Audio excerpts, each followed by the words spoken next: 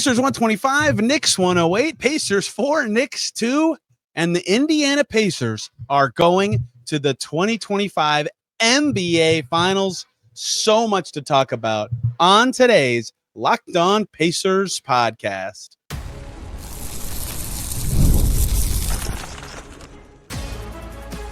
You are Locked On Pacers, your daily Indiana Pacers podcast, part of the Locked On Podcast Network, your team every day.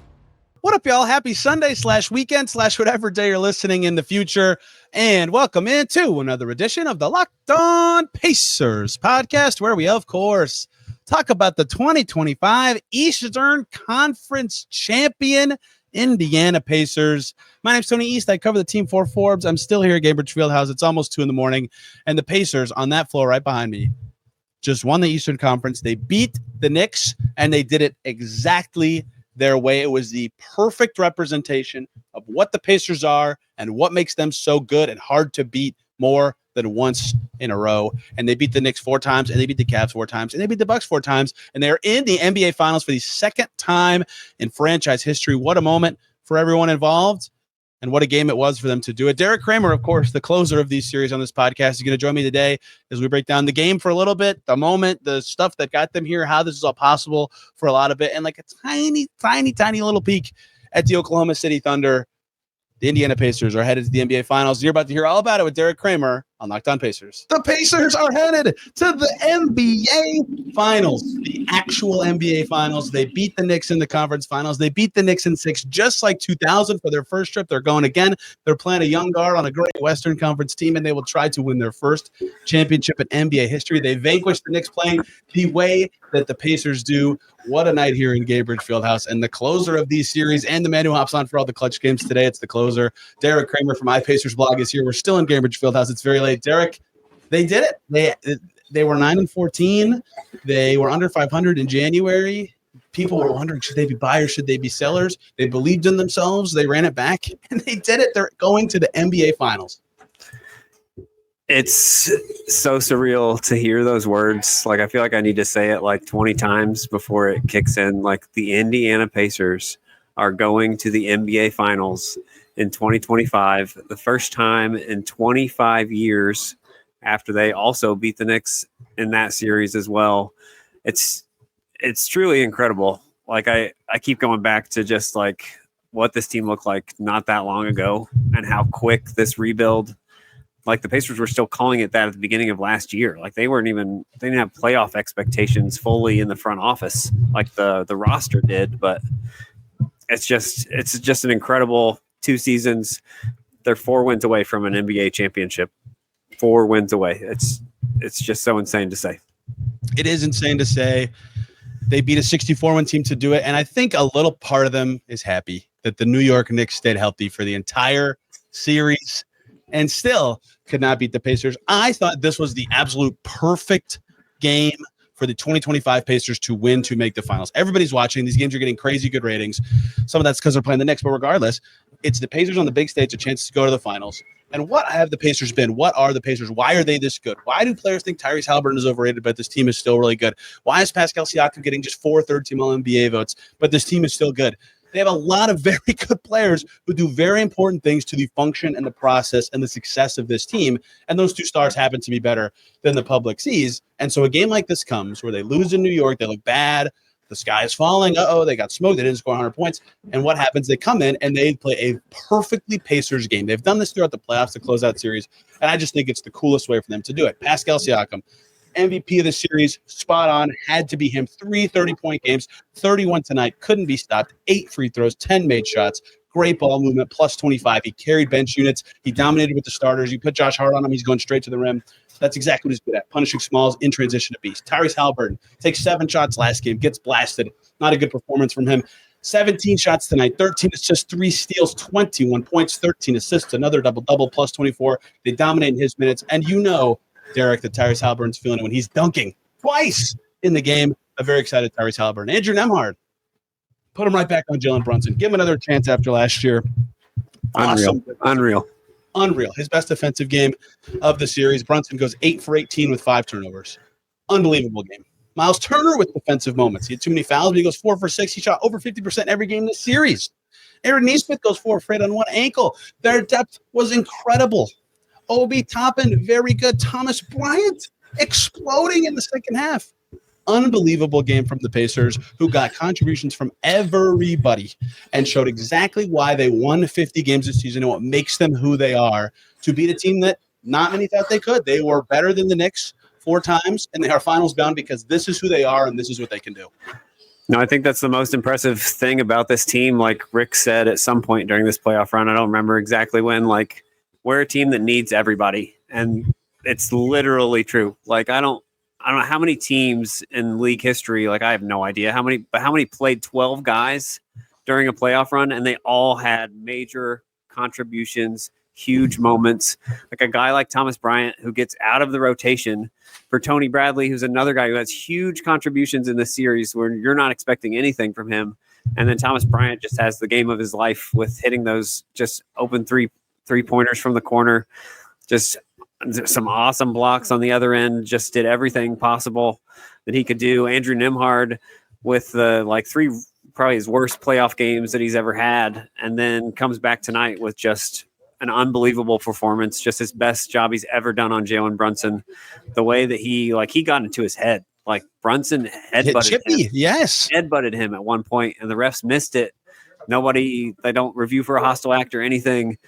Like, he was going at Jalen Brunson, and like just an unbelievable performance. He was truly playoff Drew in this one. Like, even in the first half, he couldn't make as many shots, but he had 5 steals in the first half. In one half to have 5 steals is just insane. I just like Jarris Walker. Hopefully the injury isn't too bad. He was great. It did not look good, but he's another guy, like, didn't play this entire series. One of the few bright spots in game 5. He played some huge minutes with Aaron Nesmith dealing with foul trouble, dealing with the ankle, all of that. Like, he was playing over Bennedict Mathurin in the second half. Like, it didn't look like Mathurin was going to get second half minutes, but even Ben, like, you look at those last 2 games that he had, and he was one of the best, like the Pacers' best players in these last 2 games. They just had so many guys throughout this playoff run that contributed. Like, you just don't, like, you always hear the shorten the rotation. Like, that's what happens in the playoffs. And the Pacers are like, no, we're going to play probably 10 guys a night and maybe even 11 in one game, and it's going to work. I love that this team goes against the adages. The game slows down in the playoffs. No, heck no. Faster. Every loss, Dirk, if you ask a player, what do you guys need to do better in the next game? It's the first thing they say. Oh, we got to get our pace back. We got to play faster. And they're right. It's not just fluffy media nonsense. And tonight they played fast. They got shots early in the shot clock. They loved them. They made them. 17 made threes. And I was talking to you at halftime about this game. They were up 4 at halftime. They were winning, but they made a lot of threes in the first half. It kind of felt like, they could win, but that's pretty good shooting. But like every 3 they were generating was very open, very good. And yes, some role players made threes. That's why we're talking about Thomas Bryant. But like, if you make threes, that's good. If they're open shots and they go in, that's good. And they kept doing that in the second half. They turned up a lot of other things, and that's where the separation came. Their defense got better, and they out-hustled the Knicks. The wear-down effect was on display. The play in my notes, this is it play. They're up 16. It's 110-94. It's basically over. There's 4 minutes and 30 seconds to go. And Tyrese Haliburton misses a little shot in the lane, blocked by Mikal Bridges. There's 4 Knicks right around the ball. And Pascal Siakam runs in, gets the offensive rebound, resets the possession. Pacers turn around. 5 seconds later, Andrew Nembhard, who's had a series where his efficiency finally dipped, hits the 3. The effort was there. They go up 19. The building explodes. Everybody knew right then, if he is diving in for that rebound between 4 guys, it's over. The Pacers are going to win. They're going to the finals. They had everything tonight. They had the chippiness, the force, the pace, everything that makes them who they are, and they're not lying. They go against all these adages, and they win. It's just very cool. And it's a moment for the franchise that has only done this once before. Like, ask tons of franchises about just making to the finals. I know there's lots of fans who don't care. Championship or bust. I understand why people think that way. This is a monumental deal. I thought last year was a big deal, and then they repeat it, and then they go farther. I mean, that's just a crazy run for a great team. It's just like you think about all the crazy stuff that's happened in this run, and just like the unbelievable comebacks, the unreal moments, as we have used that word so many times over the course over the course of They this. have another one in them. Like they've gotten one every series. And the Thunder have had their moments where they've looked a little shaky in the clutch. The trouble is always like getting them close enough. We will get to the Thunder games. later. Yes. This is just, I'm just so happy for these guys, like especially Myles Turner. Yes. Like 10 years with this franchise. Like it's such a huge thing that like TNT chooses to talk to Myles Turner and not Tyrese Haliburton during the celebration. And it's the right choice, I think. Yeah, which was fascinating. But like you just think about all the stuff he's been through, like over the years with this team, and you look back at like when the Pacers acquired Tyrese Haliburton and they're trading away all these guys. Like if he wasn't injured at the time, like he might not still be here. Like the Pacers were trading away everybody at the time. Like, and you just think like maybe he doesn't even get this chance to stick with this team. And there's so many moments like that. Like you just think about the DeAndre Ayton signing, the attempted signing there. You think about the Gordon Hayward sign and trade rumors where Ainge is just trying to eke out every single asset he can from the Pacers before they just both move on. Like there's so many moments. Zach Lowe mentioned like that the Pelicans were sniffing around trying to get Myles Turner at one point. Like that's one I'd never heard before. And like here he is. Like he just had like it's unreal. I'm just so happy for him. Like seeing him lift that trophy right as Herb Simon's trying to hold it, and this like you can't help but just really feel happy for Myles Turner. It's just awesome stuff. The whole team's going to feel happy because of what this season was, right? I don't want to get too poetic and look backy because they still have another series of basketball games to play. But like, I picked the Cavs to beat them, right? Like they won 50 games for a reason. They started bad this year.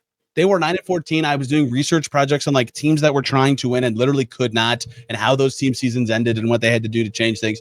Like it was dire. And I know injuries were a part of it, but even they were like, we should be better than this. Everybody, quick break so we could talk about Monarch Money. Ever check your bank account and wonder where did all my money go? Between dining out, online shopping, and entertainment, it's easy to lose track. That is where Monarch Money comes in. Your personal CFO, giving you full visibility and control over your finances. Monarch Money is not just a budgeting app. It's a complete financial command center. You can track all your accounts, investments, and spending in one place. So you stop just managing your money and you start building wealth. There's tons of insights on there so you can see how much you're spending on specific categories of items so you can budget smarter and save more. Instead of juggling multiple apps, you can use Monarch to check your finances, track your spending, and even plan long-term goals. Managing with your partner smoother than ever. You can track shared and personal accounts, set goals, and stay on the same page without the stress. Take control of your finances with Monarch Money. Use code LOCKEDONNBA at monarchmoney.com for 50% off your first year. That's monarchmoney.com, code LOCKEDONNBA for half off of your first year. That is what strikes me about this team is like when they say something, they have always backed it up with basketball play. And that kind of goes back to Myles Turner, who told us for years and years and years when he was doing one role that he could do all these things. There's all these other things he could do. He could do it well. If he got the chance to be the lone center, he would do it, and he did. And this Pacers team said, hey, if we get healthy and we click, we're good enough to win, get to the finals, win the championship. And they have made it to the finals. And when they lose, they say, we're going to get together. We're going to watch film. We're going to figure it out. And they do. Like they say stuff and they do it. And this group's resiliency and togetherness makes that possible. And yes, it's a year that they had a great opportunity to take advantage of the playoff bracket they were given, and they did it. That is what the playoffs are about. You have to be ready for these chances. And they were better than the Knicks, and they were better than the Cavs, and they were better than the Bucks, and they were better than the Bucks last year. And they were better than the Knicks last year. And no one was hurt this time. The Pacers are just better than them. They are a very, very good team. They have the second best record in the league since January 1st. They got healthy. They figured out how they were going to play. They said they'd get better, and they did. And here they are. Perfect way to do it. I'm really all over the place. I want to talk about the game and also like the moment that's happening because it's so hard to kind of do that. That was my first question for Rick Carlisle was, how do you balance that as a team? Knowing that this is a big deal. And again, I know a lot of fans will be like, shut up. It's not, but it is a big deal. How do you balance knowing this is a big deal with the fact that they have more games to play? And that's why the basketball part of tonight was so fascinating and why the emotional part was such a big deal and why I think they get so celebrating, and I think they should, is once it's a big deal. And there's a whole ceremony. Everybody's excited. Families are on the court. Like, everybody's amped, right? and they have another series to go, and maybe they'll feel different depending what happens with the Thunder. But it is a humongous deal to get here, and so many people did so many good things to make it possible. It's just incredible. Like, I'm just like you talked about the resiliency like this team shows and always doing like what they say. And I just can't help but think about Tyrese Haliburton. Like, yeah, he has these games where you're like wondering how aggressive he is. And it's always it's hard to define his aggression because it looks so differently than a lot of players. But, he always, after he has one of those games, he's like, I will be better. And he's delivered on that every time. And yeah, he didn't shoot a ton of threes today. Like, he had a couple where you're like, you got Jalen Brunson on you, maybe just go to the rim. But he did that like on repeat. I think he took 12 or 13 2-point shots. Like, you just don't see that from Tyrese Haliburton. He kind of killed them at the end with just floater after floater after floater, just like keeping that lead to 16-18. Like, you talked about the dunks that he had early in the game, and like that one point at towards halftime, and you could see Josh Hart just so frustrated that he gave up that play in transition with like 6 seconds left or something before halftime. Like, he was awesome tonight. Like, I don't even know what his exact stats are. Like another 13 assists, like 18 or 19 points. Like the three that he hit that pretty much iced it completely. That was the deep three. Like, he delivers. Like, when he has a bad game, he bounces back. Like, you saw the smile after the loss in Game 5. Like, he delivered. Like, he wore the ball black before. Say what you want. Probably a little corny at this point. You see it so often at this point, but he talks the talk and he delivers. This team's awesome. It's just awesome. I'm over the all black. If it makes them have fun, do your thing. That's not what this podcast is about. I'm over it.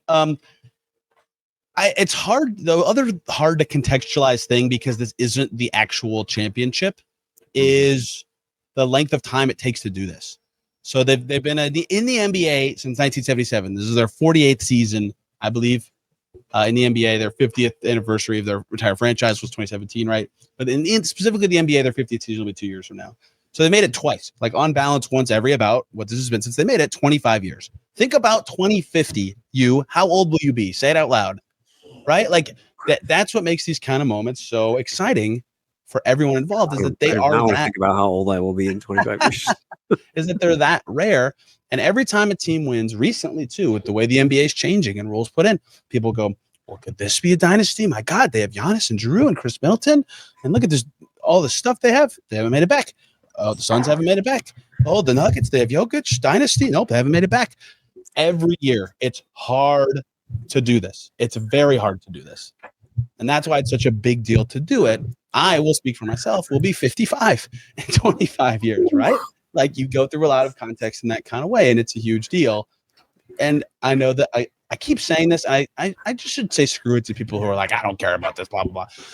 Like, I wish people could understand that part of this, and why that this being the way the Pacers do it, and that they actually did it, is so monumental. And that this is now the standard they're setting. They're going to be expected to be great every year of the Tyrese Haliburton era, and they should be expected to be great because he is great, and the roster they've put around him is great, and they figured it out. And that's what I talked about after the game with someone else, and where I want to go next before we talk a little bit about the Thunder is I think that this became a reality as a possibility. You were in the media rooms, like I asked this of a lot of people. They hired Rick Carlisle. And by the way, it's over. Never tell me anything about Rick Carlisle ever again. It's over. I'm not even going to reply or listen. They hired Rick Carlisle 5 years ago. And a lot of the appeal of that was people saying, well, Rick Carlisle is very good at getting the most out of his players, as in he will create a system that makes sense for the roster he has. And for the Sabonis teams, it didn't go great. But the second they got Ty, Rick Carlisle was like, that I can do that. I know how to build around that guy. I know what he's good at. I'm giving him the keys. We're going to be fast-paced. We need this and that. And we're going to play this way. And the front office said, okay. And they agreed. And they got Aaron Nesmith, and they got Andrew Nembhard, and they got Pascal Siakam. And literally everyone who played, with the exception of McConnell and Turner, basically have been acquired since then. Actually, all of them. Right? That's actually right. They identified the way they were going to play and who they were going to play on to do it. So to make this possible, they needed a coach who could do that, who could identify the player strength, and that was what he was hired for. He was good at that, and he did it with this team. They need a front office to believe in that vision and get players who fit it. Their coaching staff, not known for development, developed the crap out of some guys. And then they got players who uniquely fit their style. How many times have I said about Obi Toppin or TJ McConnell? They fit better on the Pacers than any other team in the league because of the way the Pacers play. And you could say that about lots of guys, but those two are like the face of it to me, right? And so the vision part of it, obviously huge to getting them here. And then the player part of it, look, they knew Haliburton was good. They wouldn't have given up his bonus for him without it. To develop Nembhard and Nesmith into this, to know that Siakam would fit this well, to develop Mathurin and he was huge in winning them a game in this series after a slow start in the playoffs. Jarris Walker was big tonight. Everybody. And then the first coach to get Myles to be this good. Pascal Siakam is having one of his best ever seasons. The vision from top to bottom, the roster to do it, and the roster fitting together and doing what Myles Turner said today. And that's the last thing I'll rant about before I let you talk again. Derek, I'm so glad you're a guest on these because you just listen to me ramble. I asked Myles when he knew this team could do this level of team. And he mentioned two things. One, when they went on their offseason trip to Nashville 2 seasons ago, before 2023-24. Shout out Bruce Brown. Bruce Brown, a leader of that trip. A champion, by the way, a key part of being a champion. They understand what this takes. And Myles said the first thing he knew that made this team special is every single player on the team went on that trip. That's not always the case for these offseason trips for teams. No matter where you go, guys are doing something, they're with the family, blah, blah, blah. They can't make it. Everybody went. We saw people at Pascal Siakam's house, who guys didn't even make the team were at that. That was this past summer. Regardless, Myles said that was one moment. And the other one was Myles Turner says he's always come in on off days to do something, work out, work on himself, work on shots, whatever. And prior to this era of the Pacers, not everybody was there every day. On off days with this era of the team, everybody was there. And those are the two things that made him realize that this was possible for this group. So my long rant before I let you talk is, to get to this point, they had to have a coach who could get these players to play this way well. They'd have a front office who could get the players to play that way correctly and fit and have it make sense. And they'd have players who would buy into the Bruce Brown, Pascal Siakam, 1 mentality of here's the things we have to do, and 2, actually do them, and 3, work hard at their development. And they did it. And that is the synergy required to do this. And people will say, how do we copy the Pacers and do what they do from a team building perspective, from a style perspective? You need all of those things. It's not just a team building thing or a development thing. And that's why it's so hard to replicate what they just did.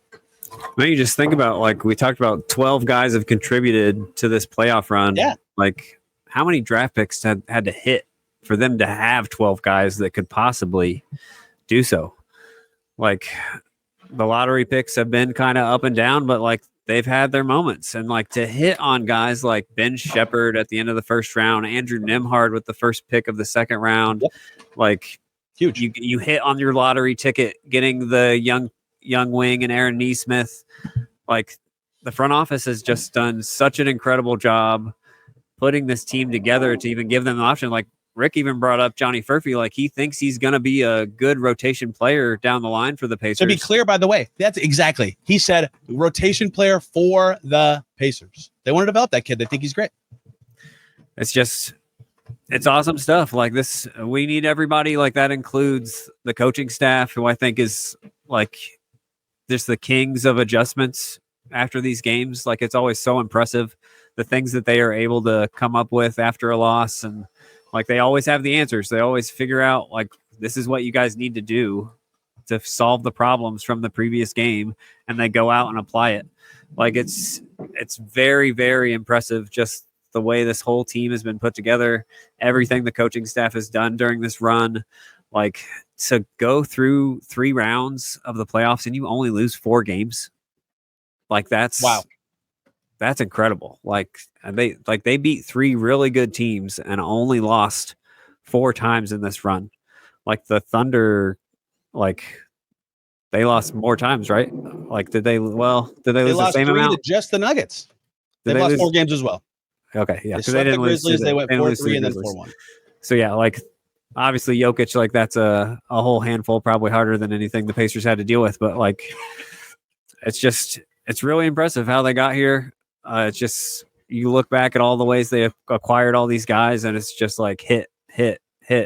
Like, even look at the margins with the moves with the centers. Like, you lose 2 centers at the beginning of the year to Achilles injuries. Another part of their doomy start. Yeah. So many things were going wrong at the beginning of the year. And then, like, part of the struggle, like, at the beginning of the year, like, they don't have any point of attack defenders. They don't have anybody who can play backup center. Like, you're trying to, like, eke out minutes out of your two-way guys. And, like, Quentin Jackson and Enrique Freeman, like, had their moments. But, like, that's a hard way to win in the NBA when you're trying to rely on those guys for heavy minutes and they're starting for you. And, like, to pull out Thomas Bryant for basically nothing from the Miami Heat just to, like, get them some cap relief. And he does this in Game 6 of the Eastern Conference Finals. Unbelievable. And you get Tony Bradley, who's just been out of the league for a full season, barely played the year before that, out of the G League. And he's just like, oh, we're going to play you for multiple games in the Eastern Conference Finals, and you're going to box out Mitchell Robinson and, like, block a couple shots.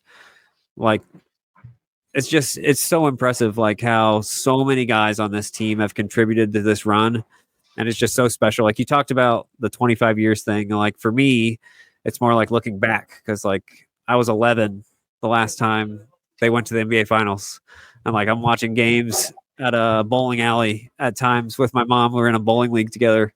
I'm, like, seeing some of these playoff games, like, while bowling is just, like, just thinking about some of those things. It's just insane. Yeah, like, you don't know how many times this is going to happen. Like, as a fan, as a player, as a coach, like, how many times are you going to get to see your team make it this close and have a legitimate shot to win an NBA championship? Like, it's so hard to get here. It's the four more wins and they could win an NBA title. Like, I know I already said that, but just, that's insane. That's insane. It is. And they earned it. And I want to wrap up on this game itself and then look at the Thunder.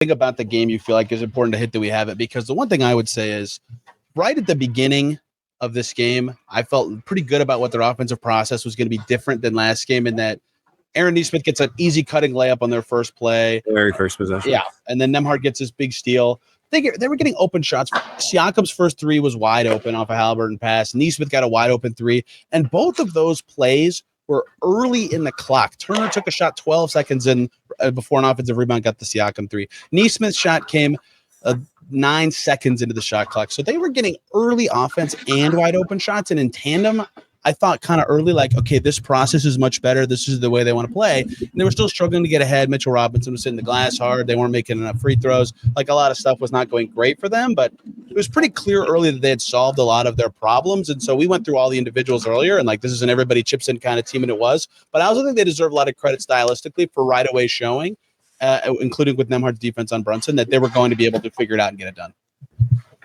Yeah, I think the big thing that stood out for me is, like you said, just seeing the pace, seeing the early offense. You look at the turnover numbers. I think the Knicks had 18 or 19 turnovers, and the Pacers scored 34 points off of those. Yeah, oh my God. They got so many live ball turnovers that let them get out and run, and they converted on just about every one of those. And, like, once again, just like in Game 4, like, you saw so many possessions where the Knicks scored, and then the Pacers scored, like, 3 seconds later. Yeah, sorry, go ahead. No, you're good. They were moving on offense, right? And the good sign of their pace is usually that early offense when they can't get in transition, but today they definitely got in transition. And, like, another moment that'll stick out to me from this game is when Nembhard stole it from Brunson, just, like, dribbling up the floor. And, like, that's so hard to do. Brunson's a beast. Like, he doesn't give up the ball. Like, that one was really big. He hounded him on the sideline. Everybody was chanting. That was right before the bump. Like, they had a lot of stuff that stylistically made it seem like they were playing a lot better. They couldn't really create a ton of separation in that first half. They had a lot of stuff go, like, not the greatest. Mitchell Robinson's kind of kicking their butt. But once they got it figured out and, like, Mathurin got going, he's a perfect defender. I did think with Mitchell Robinson, like, he was dominant in the first quarter, but I thought one of the biggest things for the Pacers was that he played about the entire first quarter. Yeah, you said that to me that time. And he wore down. Like, I think he had 7 rebounds in the first half. I think he only had 2 in the second half. Yes. Like, he's an incredible player, but it seems like once he gets past the 20-minute mark, like, the effectiveness kind of wanes. And that's kind of like, it reminds me of TJ. Like, it's hard to go full blast like those guys do for that long. Part of the Knicks' success in the second quarter, they were playing very well. I'm not to be clear, there was so many whistles in the second quarter. It slowed the game down so much. It made it very hard for the Pacers to really get it as fast. So they had a big start to the second half with that 9-0 run. And from there, they basically just rolled ahead, shot the crap out of the ball. They were awesome. Obi Toppin with some huge dagger plays, very Pacersy. We close with this. I will talk about this myself. I'll talk about it with Rylan Stiles and some of my other Thunder friends.